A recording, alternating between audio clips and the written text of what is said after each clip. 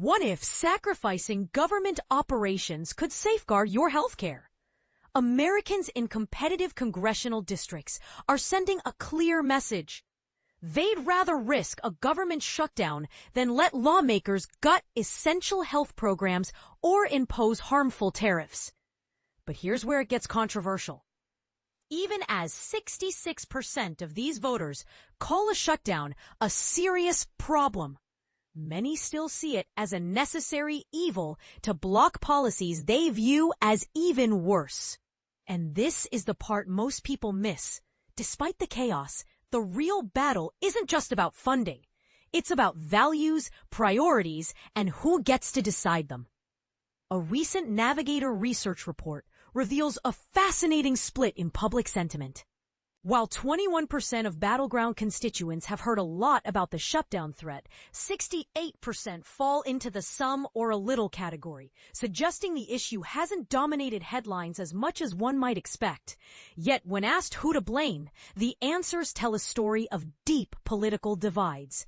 Trump and congressional Republicans lead with 49% of the blame, while Democrats take 44%. But this isn't just a numbers game. It's a reflection of how messaging shapes perceptions.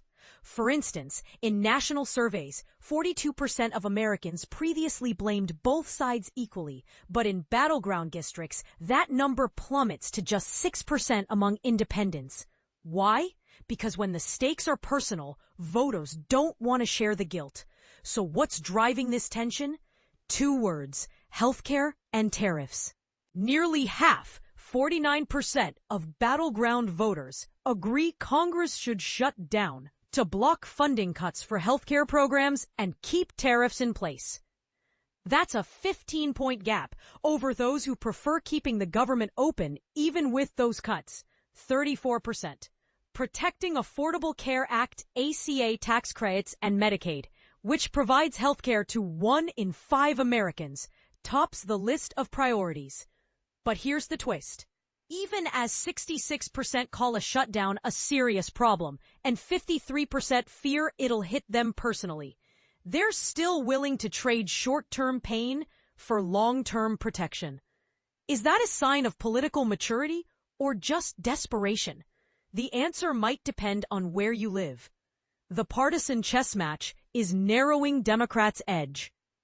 When tested against Republican messaging that insists on keeping the government open without concessions, both Democratic frames, emphasizing bipartisan cooperation and hardline criticism of GOP policies, barely edged out the Republican stance, 44% and 45% versus 40%.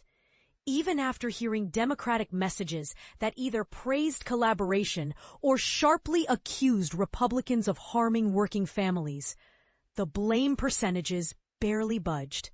Initially, 44% blamed Democrats, 49% blamed Trump/Republicans. Post-messaging, 45% and 49%. So what's the takeaway?